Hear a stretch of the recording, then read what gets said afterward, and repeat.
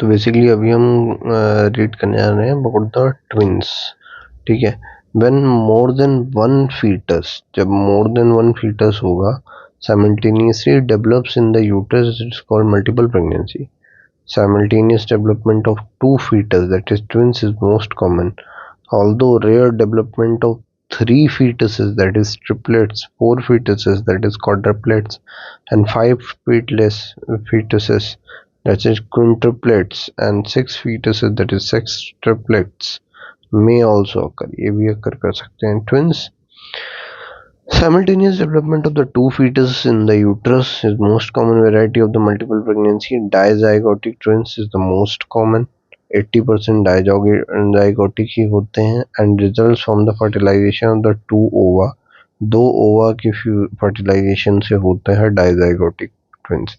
Monozygotic twins 20% होते हैं, ये fertilization of the single ovum से, एक ही ओवम को फर्टिलाइज करने से हो जाता है। मोनोजाइगोटिक ट्विन, डाइजाइगोटिक दो ओवम फर्टिलाइज होंगे। डाइजाइगोटिक ट्विन्स 80% जो होते हैं वो फैटर्नल binovillous, that is the result from the fertilization of the two ova, most likely ruptured from the two distinct Graafian follicle।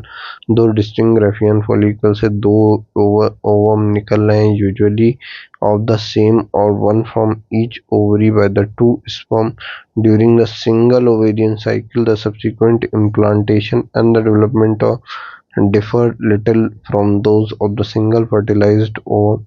The babies bear only fraternal resemblance to each other, that of the brothers and the sister from the different birth, and hence called fraternal twins। इन्हें हम fraternal twins भी बोलते हैं।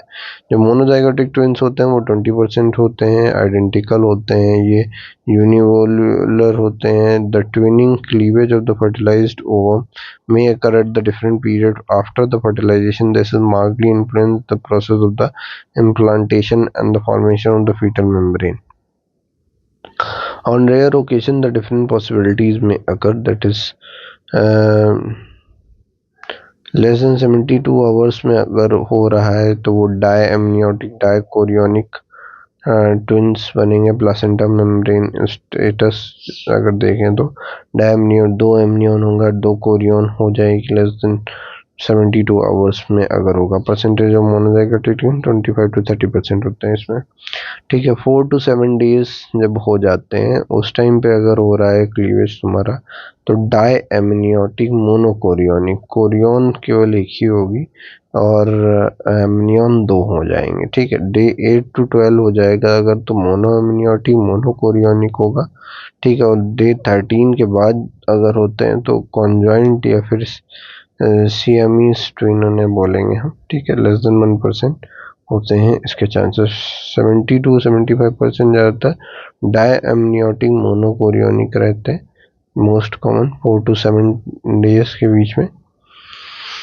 Zygosity refers to the genetic makeup of the twin pregnancy. Zygosity refers to the genetic makeup of the twin pregnancy, and the chorionicity refers to the placental membrane stresses. Chorionicity is determined by the timing of the embryo division.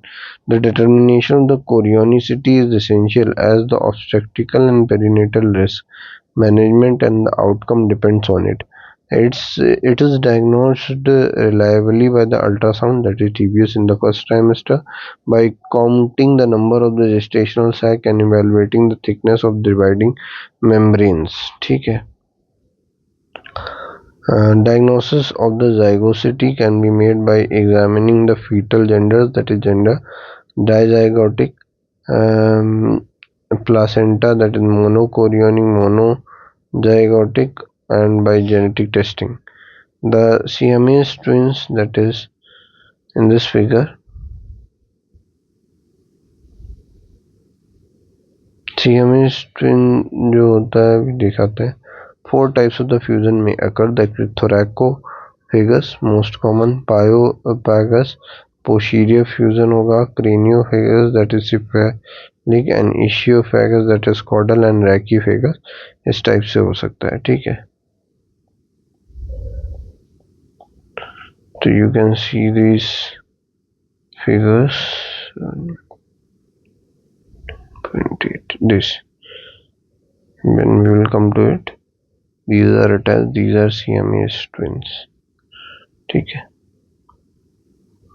Next we move to determination of the zygosity with the advent of the organ transplantation and identification of zygosity of the multiple fetuses has assumed much importance. The examination of the placenta and the membrane. ठीक है. Summary of determination of zygosity. Zygosity monozygotic हो सकता है या dizygotic होगा. ठीक है. Monozygotic होगा तो उसमें एक ही प्लासेंटा होगी. ठीक है. कम्युनिकेटिंग वेसल्स प्रेजेंट होंगी मोनोजाइगोटिक में. ठीक है. और डाइजाइगोटिक होगी तो उसमें दो प्लासेंटा होंगी सेपरेट और most often as you can see in these figures. ठीक है. डाइजाइगोटिक तुम्हारा जब होगा तो उसमें सेपरेट प्लासेंटा है. ठीक है. दो सेपरेट अपनी अपनी प्लासेंटा होंगी इनकी.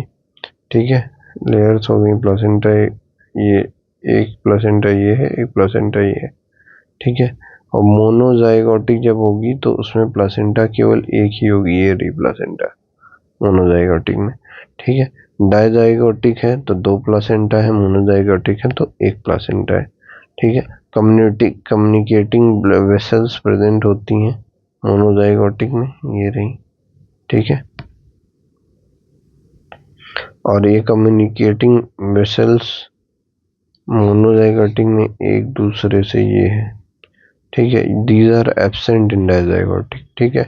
इंटरवीनिंग मेम्ब्रेन्स एंड थिकनेस, दो एमनियन होती हैं मोनोजाइगोटिक में. मोनोजाइगोटिक में तुम्हें दो एमनियन मिलेंगी प्रॉपर. ठीक है. कोई कोरियन नहीं मिलेगी. ठीक है. और जो लेस देन 2 mm की थिकनेस होती है. यहाँ पे जो डाइजाइगोटिक होगा उसमें 4 एमनियन मिलेंगी. चार लेयर होंगी टोटल, मतलब 2 एमनियन और 2 कोरियन. ठीक है. 2 कोरियन हो गई, 2 एमनियन हो गई. ठीक है. मोर देन 2 mm होती है थिकनेस इसकी. ठीक है. और जो सेक्स होता है मोनोजाइगोट में ऑलवेज आइडेंटिकल, दोनों मेल होंगे या दोनों फीमेल होंगे मोनोजाइगोटिक में. डाइजाइगोटिक में तुम्हारा डिफर कर सकते हैं. ठीक है. Genetic feature dominant blood vessel DNA fingerprinting same होती हैं, मोनोजाइगोटिक में डिफर करती हैं डाइजाइगोटिक में. स्किन ग्राफ्टिंग एक्सेप्टेंस रहता है मोनोजाइगोटिक में, रिजेक्शन हो जाता है डाइजाइगोटिक में. ठीक है. फॉलो अप यूजुअली आइडेंटिकल होता है, नॉट आइडेंटिकल रहता है. ठीक है. अगर डिवीजन तुम्हारा 0 से 3 दिन में हो रहा है तो डाइजाइगोटिक रहेगा. 4 से 7 दिन हो जाते हैं तो मोनोजाइगोटिक रहेगा. ठीक है. 8 से 13 दिन में मोनोजाइगोटिक ही होगा, मोनोएमनियोटिक भी हो जाएगा फिर उसके बाद. ठीक है. This is how it is. ठीक. Now we come to examination of the placenta and the membrane. Dizygotic twins जो होते हैं, देयर आर 2 सेपरेट प्लासेंटा, इधर completely separate or more commonly fused at the margin, appearing to be 9 out of 10. There is no anastomosis between the fetal vessels. Each fetus is surrounded by the separate amnion and a chorion, and such intervening membrane consists of 4 layers, that is amnion, chorion and amnion. In fact, in early pregnancy, the decidua capsularis of each sac may be identified under the microscope in between the chorionic layer. जो monozygotic twins होते हैं, placenta single होती है इनमें. There is varying degree of free anastomosis, बहुत सारी free anastomosis होती है between the two fetal vessels, and each fetus is surrounded by a separate amniotic sac. Each fetus is surrounded by the separate amniotic. ये fetus होगा तुम्हारा, ये amniotic sac इनमें दोनों में अलग अलग है. ठीक है. फिर उसके बाद with the chorionic layer common to both the diamniotic monochorionics. As such, intervening membrane consists of 2 layers of amnion only. However, on the rare occasion, the univolar twins may be diamniotic, dichorionic, monoamniotic, monochorionic भी हो सकते हैं. ठीक है. Sex. While the twins having the opposite sex are almost always dizygotic, and the twins of the same sex are not always monozygotic, but univolar twins are always of the same sex. If the fetuses are of the same sex and have the same genetic feature, dominant blood group monozygosity is likely. The test skin graft, that is acceptance of the reciprocal skin graft, is almost certain proof of monozygosity. DNA microprobe technique is most definitive. Follow-up study between the 2 and 4 years showing almost similar physical and behavioral features suggestive of monozygosity. The incidence varies widely. It is highest in the Nigeria, being 1 in 20, and lowest in the Far Eastern countries, being 1 in 200. Nigeria में 1 in 20 है, 1 in 200 है. In India, the incidence is about 1 in 80.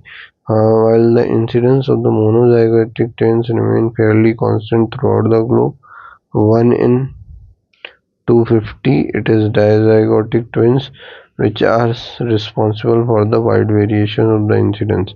According to Helens' 1895 rules, the mathematical frequency of the multiple birth is twins 1 in 80, pregnancy, triplets 1 in 80 square, quadrants 80 cube, and so on.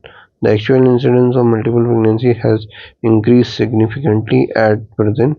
This is due to early detection by the ultrasound as well as increasing use of induction of the ovulation and assisted reproductive technologies. The cause of the twinning is not known. The frequency of the monozygotic twins remains constant throughout the globe. It is probably related to maternal environmental factor. It is the wide variation in the prevalence of the binocular twins which are responsible for the fluctuation in overall incidence of the twins in different populations. The prevalence of the dizygotic twins is related to frequency of highest among the Negroes, almost amongst the Mongols, and the intermediate amongst the Caucasians. There is hereditary predisposition likely to be more transmitted through